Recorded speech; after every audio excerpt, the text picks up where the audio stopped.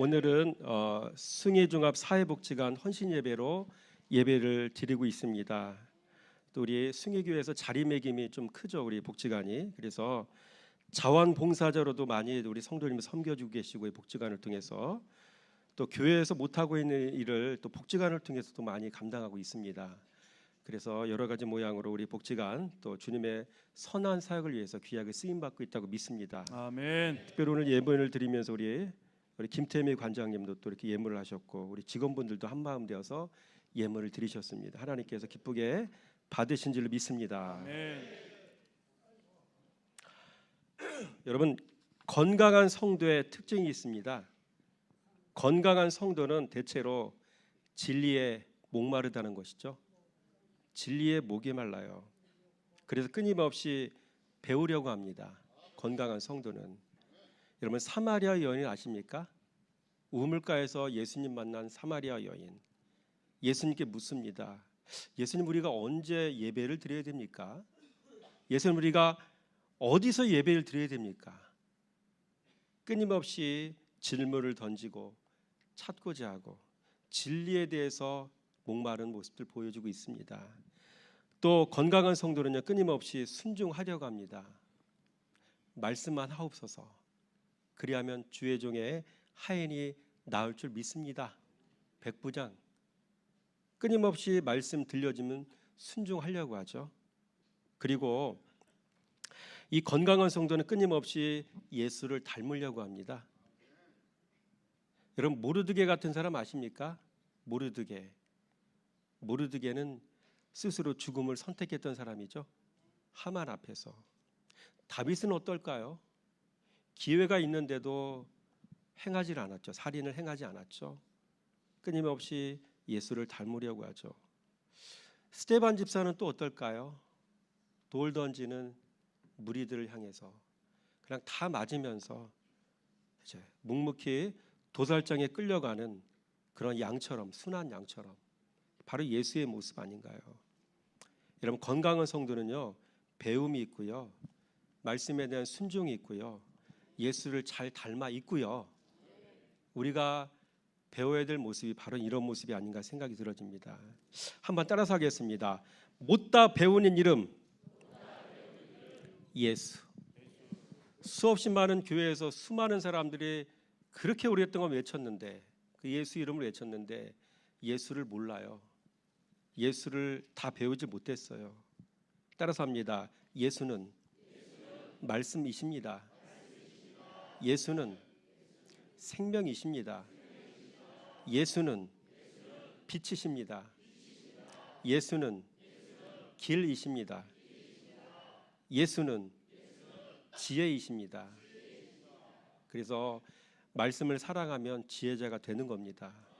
왜? 그 말씀이신 예수가 지혜이기 때문에. 따라서 합니다. 예수는 복지이십니다. 복지관 그 헌신 예배 드리면서 뭐 이렇게 설교하라는 이제 그 이야기를 들었을 때 복지에 대해서 어떤 설교를 할까? 보니까 1년 전에 제가 좀 적어놓은 글이 좀 있었어요. 근데 그 부분을 살펴보니까 요거 하면 되겠다 싶어서 오늘 말씀을 나누는 겁니다. 그렇죠? 여러분, 그 복지, 예수는 복지죠. 그 찬송 중에 이런 게 있잖아요. 복의 근원 강림하사 찬송하게 하소서. 복의 근원이 강림하셨대요. 강림하신 복의 근원은 예수 그리스도이시거든요. 그분이 바로 복지라고요. 우리는 흉내만 내는 거예요. 우리 복지관 우리 관장님과 여러분에게 죄송하지만 진리의 말씀을 비춰볼 때 우리는 그냥 흉내만 내는 거예요. 진짜 복지는 예수라고요. 아멘? 예수가 복지예요. 예수가. 그래서 우리의 삶 가운데 참된 복지신 예수가 우리를 다스리실 때 우리가 어떤 복지를 누릴 수 있는지를 세상에 드러내 보이는 그런 믿음의 삶을 살아가는 우리 모두가 되어지기 원합니다. 그래서 오늘 말씀의 제목은 복지입니다. 표를 한번 보겠습니다. 오늘 대략 이런 거를 배우려고 합니다. 제 글씨가 새마을 운동이 뭔지, 복지가 무엇인지, 복지에 목마른 사람들 찾아볼 거고요. 하나님이 말씀하시는 복지가 뭔지 또 그걸 찾다 보니까 결국은 그의 나라와 그의 의로 또 우리가 귀결이 되고요. 그래서 그의 나라와 그의 의를 구하여 얻는 일은 곧 하늘의 복지를 얻는 일이다. 대략 이런 내용을 제가 말씀드리길 원합니다. 여러분, 우리는 끊임없이 행복해지고 싶어합니다. 바꾸어 말하면 지금은 행복하지 않다는 얘기죠. 여러분, 사람들은 이 불행을 탈출하기 위해 끊임없이 애를 씁니다. 행복해지기 위해 끊임없이 애를 씁니다. 그래서 우리나라가 일찍이 도입한 운동이 있습니다. 뭡니까? 새마을 운동이죠. 그리고 일부분은 성공을 거두었습니다. 한강의 기적이라고 불릴 만큼 잘 살게 되었기 때문입니다. 그러나 우리는 만족하지 못합니다. 무언가 부족함을 느낍니다. 내면의 만족과 감사와 기쁨이라는 정서를 얻지 못했기 때문입니다. 그래서 비슷한 또 다른 운동을 하게 되었습니다. 그게 바로 뭔지 아십니까? 복지. 새마을 운동하다 이제 복지 이렇게 넘어갔잖아요. 자, 그렇다면 복지란 무엇일까요? 제가 한번 정리해놨는데 복지가 뭘까요? 화면 한번 볼까요? 그 다음 거. 복지는 well, being이죠. well-being.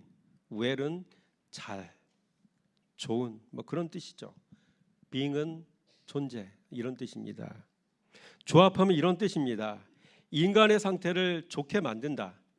인간을 행복한 존재가 되게 한다. 이런 뜻 아니겠습니까? 그러나 여기에는 모순이 있습니다. 바로 태생적 모순이 있고요. 구조적 모순이 있습니다. 여러분, 땅에서 이룬 복지는 땅에서 끝나기 때문에 모순이 있는 겁니다. 또 사람의 힘으로 절대로 온전한 복지를 이룰 수 없는 한계가 있기 때문에 구조적 모순까지도 안고 있습니다. 그리고 우리는 이 시간 이 모순을 극복하는 방법을 말씀을 들으면서 반드시 찾아야 될 줄 믿습니다. 여러분, 복지에 목마른 사람들이 있습니다. 여러분이 일찍이 창세기 역사 속에도 이 복지의 문제가 있었던 걸 알고 계십니까? 바로 가나안 7 족속도 이 복지의 문제에 참으로 목말랐던 사람들입니다. 그래서 그들은 바알신과 아세라신을 섬겼습니다. 이 바알신과 아세라신을 극진히 섬기며 기대하는 게 그들에게 있었습니다. 바알은 하늘의 비를 주관하는 신. 그래서 바알에게 잘 보여야 하늘에서 비를 내려주어 대지가 적셔지며 우양과 가축을 먹일 초목이 자라게 된다는 믿음이 있었던 것입니다. 그들에게는. 또 아세라는 다산을 상징하는 신으로 아세라를 섬겨야 우양과 가축의 새끼뿐만 아니라 가정 안에서 자식을 많이 낳을 수 있다는 믿음이 그들에게 있었던 것이죠.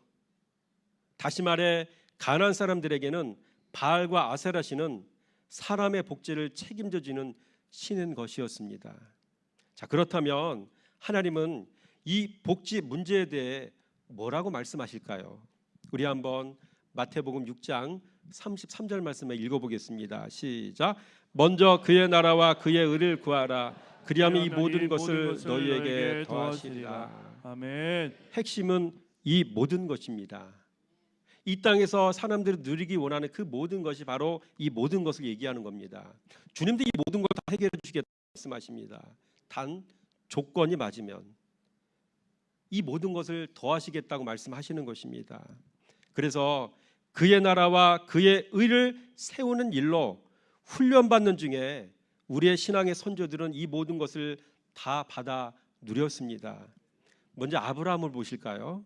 먼저 아브라함은 믿음의 조상으로 세워지는 과정에서 말씀 훈련을 받으며 이 모든 것을 다 받아 누렸습니다. 그래서 아브라함은 가는 데마다 훈련은 참 힘들었지만 재물이 굴러 들어왔어요. 그래서 하나님을 신뢰하는 훈련을 받으면서 애굽 왕 바로에게 많은 재물을 얻게 되었던 이제 스토리가 바로 창세기 12장 16절 말씀 아니겠습니까? 한번 읽어볼까요? 시작. 이에 바로가 그로 말미암아 아브라함을 후대함으로 아브라함이 양과 소와 노비와 암수 나귀와 낙타를 얻었더라. 아멘. 창세기 13장 1, 2절 말씀 시작. 아브라함이 애굽에서 그와 그의 아내와 모든 소유와 롯과 함께 네겝으로 올라가니 아브라함의 가축과 은과 금이 풍부하였더라. 아멘. 아멘. 나그네인데 가는 데마다 재물이 달라붙어요. 여러분에게 이런 축복이 임하기 원합니다. 하나님이 함께 하시는 사람, 하나님께서 일해 주시는 사람. 여러분, 아브라함은 어떤 사람이었기 때문에 이런 복을 받을 수 있었을까요? 따라서 합니다. 아브라함이 여호와의 말씀을 따라갔더라. 창세기 12장 11절에 나오는 말씀일까요? 여러분, 성경을 보면은 핵심 포인트를 팍팍 찾아낼 수 있어야 돼요. 아브라함이 복받은 이유가, 복의 근원일 수 있었던 이유가 바로 여기 있었다는 거예요. 그렇죠? 이번에 부흥성의 은혜 중에 잘 진행했습니다. 밀착 취재라는 말이 있는 것처럼 강사 목사님을 계속 제가 그 차량으로 모시고 오고 가며 대화 나누고 가만히 살펴보니까 이분이 24시간 말씀에 사로잡힌 분이더라고요. 머릿속에 말씀이 들어가고 말씀으로 세상을 보고 말씀으로 문제를 풀어가고 그런 것을 보게 되었습니다. 말씀 붙잡았던 아브라함, 하나님께서 복을 주시지 않을 수가 없었던 것이죠. 중간에 온전하지 못했기 때문에 훈련이 있었지만 하나님께서는 필요한 건 다 채우셨더라고요. 여러분, 아브라함을 보면요, 이상한 건 미끄러졌는데도 이 아브라함의 인생에는 재물이 글러 들어왔다는 것입니다. 믿음의 조상으로 세워지는 과정이었기 때문에 이런 은혜가 있었던 것이 아닌가 생각이 들어집니다. 그리고 이와 비슷한 일이 아브라함에게 또 한 번 있습니다. 첫 번째는 애굽의 바로왕 앞에서도 그랬고요. 그 다음에 혼비백산에서 물질의 복을 다 이렇게 받고 난 다음에 다시 가나안 땅에 올라가면서 그랄 네겝으로 올라가면서 그라랑이 거주하는 그 지역을 지나갔거든요. 거기서 비슷한 일이 또 한 번 있었어요. 그래서 아브라함은요, 바로왕 앞에서와 같이 하나님 신뢰하는 훈련 앞에서 또 한 번 넘어졌어요. 그라랑 앞에서. 그래서 아내 때문에 내가 죽을 수 있겠다라는 두려움 때문에 또 한 번 아내라고 누이라고 속이잖아요. 말씀 따라가다 아브라함도 이렇게 미끄러졌습니다. 그러고 보면 세상에는 온전한 사람은 없는 게 맞는 것 같습니다. 그러나 실패한 아브라함에게 하나님은 이방한 그라랑을 통해서도 또 한 번 재물을 갖다 붙여주셔요. 하나님께서 올 한 해 여러분의 삶 속에 물질을 자꾸 붙여주시는 삶을 여러분 사시기 바랍니다. 이런 축복 받으시기 바랍니다. 우리 14절 말씀 한번 읽어보겠습니다. 시작. 아비멜렉이 양과 소와 종들을 이끌어 아브라함에게 주고 그 안에 살아도 그에게 돌려보내고. 참 대박 인생이죠. 가는 데마다 복이 달라붙어요. 16절 말씀 한번 읽어보겠습니다. 시작. 사라에게 이르되 내가 온 천개를 내 오라버에게 주어서 그것으로 너와 함께한 여러 사람 앞에서 내 수치를 가리게 하였더니 내 일이 다 해결되었느니라. 아멘.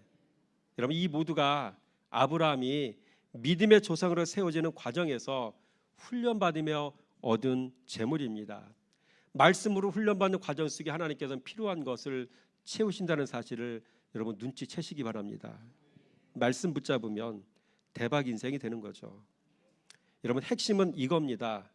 아브라함은 오직 하나님이 약속하신 말씀을 따라가며 자기 내면에 그의 나라 세우는 일 하는 일에 힘쓰는 과정에서 이런 복을 다 받았다는 것이죠. 그의 나라와 그의 의가 그 마음속에 이루어지는 과정 속에 있었던 거예요. 복이 그래서 임하는 거예요. 이게 아브라함이고요. 이삭은 어떨까? 아브라함의 아들 이삭.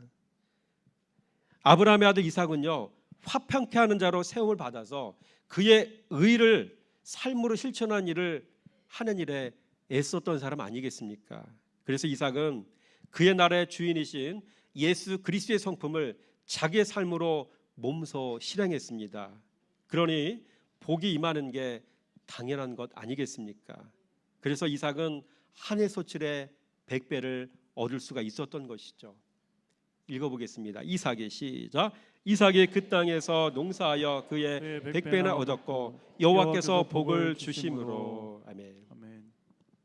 또 마지막으로 여러분, 출애굽한 이스라엘 백성들은 어떨까요?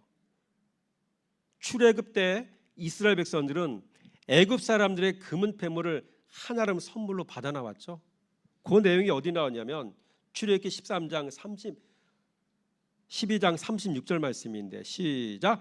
여호와께서 애굽 사람들에게 이스라엘 백성에게 은혜를 입게 하사 그들이 구하는 대로 주게 하심으로 그들이 애굽 사람의 물품을 취하였더라. 아멘. 38절 시작. 수많은 잡족과 양과 소와 힘이 많은 가축이 그들과 함께 하였으며. 아멘. 느낌이 꼭 짜고 치는 고스톱 같아요. 니들 가기만 해라, 내가 다 붙여줄게. 아브라함도 그랬죠. 이삭도 그랬고 출애굽하는 이스라엘 백성도 그렇고. 왜 이렇게 잘 되는지 모르겠어요. 다 공통점이 뭐예요? 약속의 사람들이라는 거예요. 말씀의 사람들이라는 그런 얘기입니다. 그러니까 우리가 말씀을 붙잡으면 이런 복이 우리에게 임한다는 사실을 여기서 알 수가 있는 것이죠. 문제는 이 말씀을 그냥 스토리로 듣는 사람이 있는가 하면 이 말씀을, 생명의 말씀을 듣는 사람, 두 가지 나눠지겠죠. 말씀을 생명으로 만나서 말씀대로 살다가 이 모든 복지의 혜택을 누리는 우리 모두가 되기 원합니다. 여러분, 출애굽한 이스라엘 백성들은요, 그의 나라 백성이 될 사람들이었기 때문에 이와 같이 주님께서는 훈련을 시켜서 고되게는 하셨지만 갖다 같이 붙여주시는 거예요. 자꾸 먹을 거, 옷도 헤어지지 않고 신발도 헤어지지 않고 만나 매출하기 주고. 그렇죠? 여러분이 아무리 고난과 고통이 있다 할지라도 죽은 사람 없잖아요. 배고파서 죽은 사람 없잖아요. 옷이 없어서 못 입은 사람이 없잖아요. 잘 생각해 보면 이스라엘 백성과 같지 않습니까? 잠시 우리는 그 나라 가기까지 훈련받는 과정 속에 우리는 말씀을 듣고 순종하는 과정 속에 있는 겁니다. 주님은 필요한 것 그래서 당연하게 채우시는 겁니다. 온전히 순종하면 더 큰 거 주실 줄 믿습니다. 여러분, 아브라함과 이삭과 출애굽한 이스라엘 백성, 여러분 이들은 모두가 다 그의 나라와 그의 의를 위해 부름받은 사람들이었기 때문에 이 모든 것이 더해지는 복을 받은 것입니다. 자, 그렇다면 이 시대 우리에게 그의 나라와 그의 의는 무엇이겠냐는 것입니다. 그의 나라와 그의 의가 무엇이냐는 겁니다. 우리 도표 한번 보겠습니다. 여러분, 그의 나라와 그의 의에 정의가 있죠. 우리의 내면에 하나님 나라가 이루어지는 것, 우리의 마음에 하나님의 통치가 이루어지는 것, 내 삶의 말씀 통치가 이루어지는 것, 이게 바로 그의 나라와 그의 의가 이루어지는 것이다라는 사실을 잘 기억하시기 바랍니다. 그리고 그의 나라와 그의 의가 자라는 과정도 있어요. 화면 보이시죠? 첫 번째 글씨 보이시나요? 우리 한번 11번까지 한번 천천히 읽어볼까요? 시작. 은혜, 말씀, 사랑, 죄 끊음, 마음밭 갈아엎음, 자기 부인, 성장, 성수, 긍휼, 희생, 사랑, 죽음. 사실 이게 2박 3일 정도 얘기를 해야 되는 부분인데 간단하게 신앙의 흐름을 말씀드렸습니다. 여러분, 그분에게 은혜를 입어야 돼요. 사마리아 여인이 우물가에서 예수님 만난 거는요, 예수님께서 예루살렘을 박차고 나오셔서 그곳을 지나가시는 거예요. 예수님께서. 그래서 만날 수 있었던 거죠. 그분의 은혜라고요. 그분의 은혜.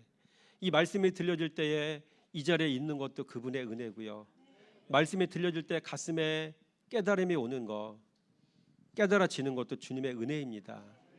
이 말씀을 간직하고 살아가고 싶은 마음들이 드는 것도 주님의 은혜인 것이죠. 이 은혜가 모든 하나님의 역사의 시작입니다.